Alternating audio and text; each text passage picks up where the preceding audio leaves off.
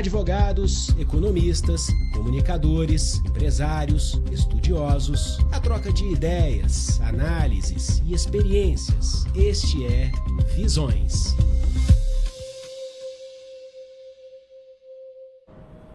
É isso, já está no ar o nosso quadro Visões, hoje com elas, Carolina Venuto e também Alessandra Ribeiro. Olá, gente, bom dia para vocês. Começo com a Carolina, bom dia. Bom dia, Michael. Bem-vindo aí. Um ótimo ano novo para todos. Obrigado. Bom dia, Alessandra. Bom dia, Michael, Carol e a todos que nos assistem.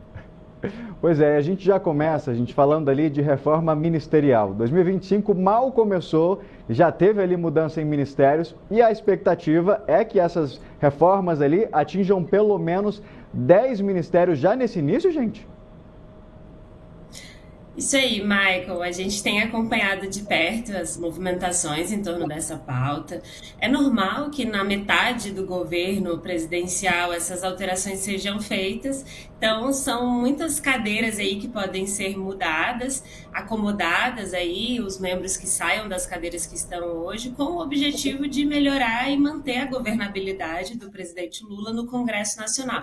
A gente acompanhou que as pautas, o governo sofreu bastante para conseguir aprovar suas pautas e precisa aí de acomodar, em especial, os membros do Centrão, né, os partidos do centro, para governabilidade. Então, a gente já teve, no início desse ano, a indicação da troca na SECOM, saindo o Paulo Pimenta e entrando o marqueteiro de Lula de 2022, Sidônio Palmeira. E a gente tem algumas outras notícias de bastidor, né? Vamos dizer assim, porque ainda nada confirmado. Mas vou citar rapidamente aqui alguns nomes que a gente tem coletado aqui em Brasília.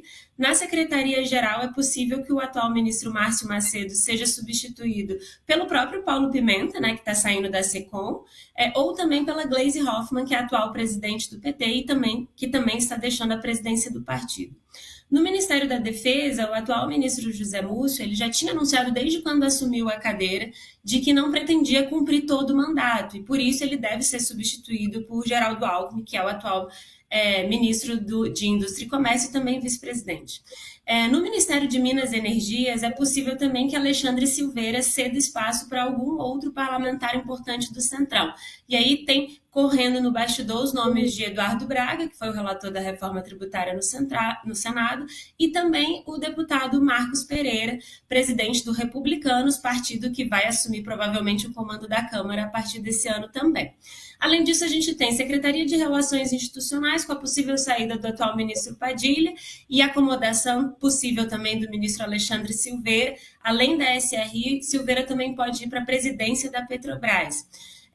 Ministério da Saúde também pode ser substituído, a ministra Nízia pode ser substituída pelo Padilha, saindo da SRI. E a gente tem umas acomodações importantes para finalizar.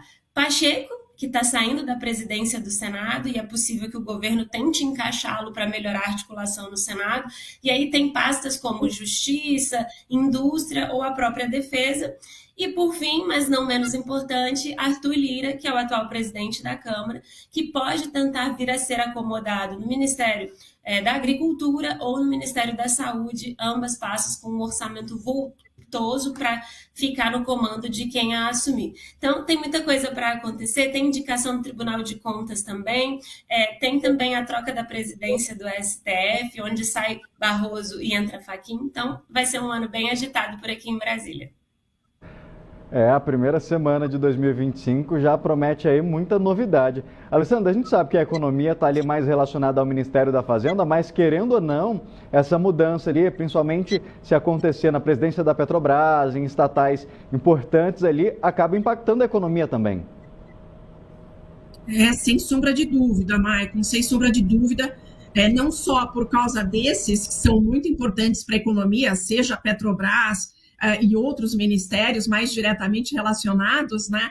Mas a própria reforma ministerial, porque um dos objetivos, como a Carol bem comentou aqui, é garantir governabilidade nesses 2 últimos anos de mandato.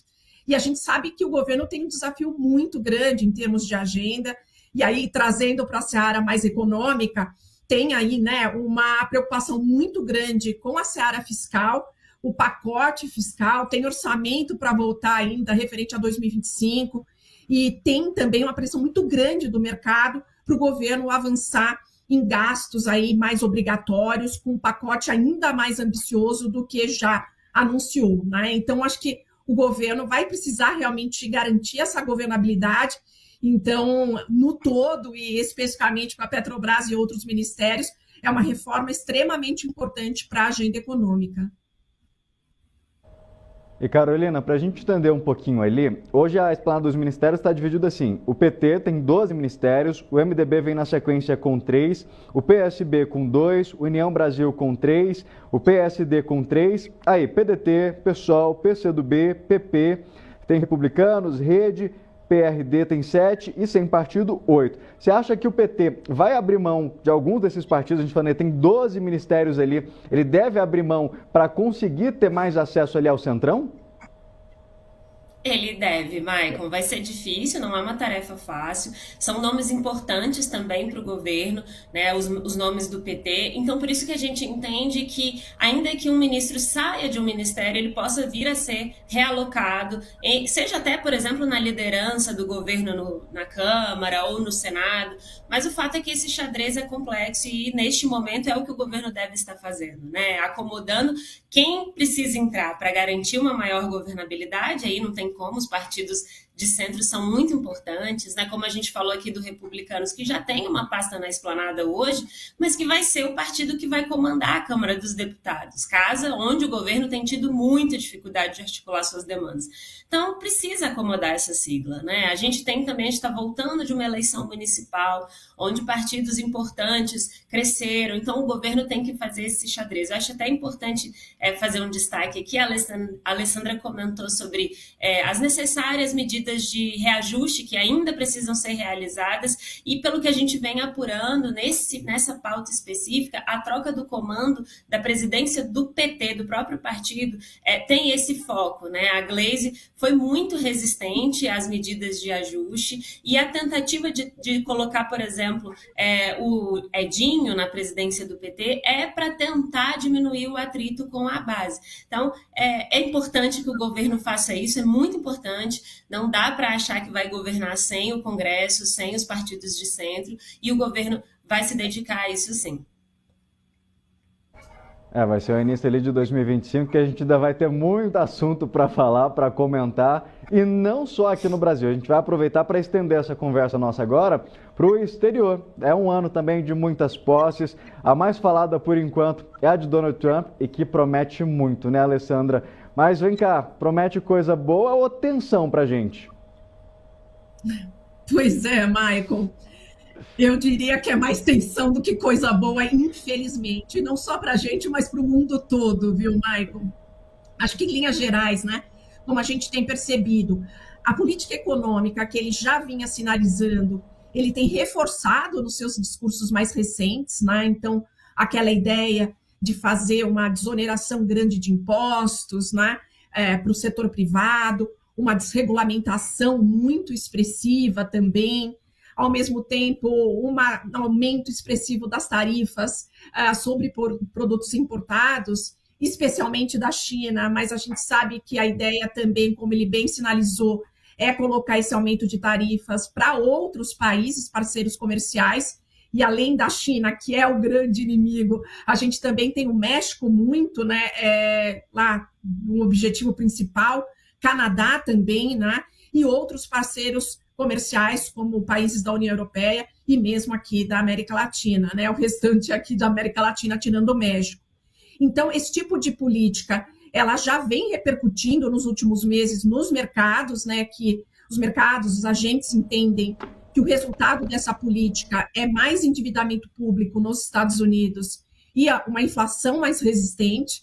Então, isso já tem afetado os preços dos ativos no mundo todo e especialmente nas economias emergentes, que são aí mais sensíveis, né? Então, o Brasil tem repercutido muito aqui esses efeitos do novo governo Trump, da nova política econômica. E agora, mais recentemente, se não bastasse, né, a agenda econômica, o futuro novo presidente dos Estados Unidos tem sinalizado aí algumas ambições, eu diria que bastante imperialistas, né, colonialistas, com expansão do território americano, como a gente tem observado, usando intenção de incorporar a Groenlândia, incorporar o Canadá, incorporar o Canal do Panamá, enfim, né, uma ambição aí bastante colonialista, para dizer o mínimo. Obviamente que não é algo fácil, não é algo trivial, mas esse tipo, né, de declaração, esse tipo, né, de sinalização mantém os agentes aí num grau de incerteza muito forte. E isso impacta tudo, impacta novamente os preços dos ativos financeiros, impacta isso no mundo todo e muito, de novo, né, as economias emergentes, que são economias mais arriscadas, elas refletem isso, né, muito mais. Então, aqui a gente tem observado que a atuada dos mercados aqui, nesses últimos dias, vem sendo dada muito por essas sinalizações do futuro presidente nos Estados Unidos, e com essa incerteza, né, que é gerada por, além da política econômica, essas ambições imperialistas, os agentes econômicos, de forma geral, tomam posição de cautela. E o que isso significa na prática? Menos decisão de consumo, menos decisão de investimento, e aí o reflexo é um mundo que cresce menos, gera menos emprego, gera menos renda. Então, infelizmente, as sinalizações não são positivas para o mundo e também para o Brasil. E assim, falando de bastidor, Carolina, a gente está falando de algo que antes da posse já são declarações polêmicas, né, Alessandra? Imagina depois da posse, Carolina, o impacto que isso passa a ter, essas falas. Sem dúvida, Michael. A gente que acompanha a política sabe que os anúncios anteriores são sempre mais fortes mesmo, ainda está naquele sentimento de campanha política, né? E depois que ele assume, ele deve satisfações para uma série de pessoas, e também muitas das medidas que ele tem colocado depende de aprovação do Congresso, que ainda que esteja numa situação favorável para ele, são muitas pessoas, né, e que precisam ser convencidas sobre isso. Mas, de fato, o que a Alessandra traz para a gente é um cenário de tensão, né? Isso, sem dúvida, não deve mudar, mesmo depois da posse, mesmo que, neste momento, as declarações sejam um pouco mais acirradas, mas o cenário de tensão, e aí em especial com as guerras ao redor do mundo, né, que já estão em curso no Oriente, Rússia com Ucrânia, e aí esses prenúncios de novos conflitos, isso impacta, inclusive, na economia, né? A gente viu o preço do petróleo subir por conta disso, enfim, é uma dificuldade que vai ser enfrentada não só pelo Brasil, mas, sem dúvida, ao redor do mundo. E claro que a gente vai acompanhar e trazer esse debate mais vezes. Carolina, muito obrigado. Alessandra também, uma excelente semana para vocês. Obrigada para todos. Também. Advogados, economistas, comunicadores, empresários, estudiosos, a troca de ideias, análises e experiências. Este é Visões.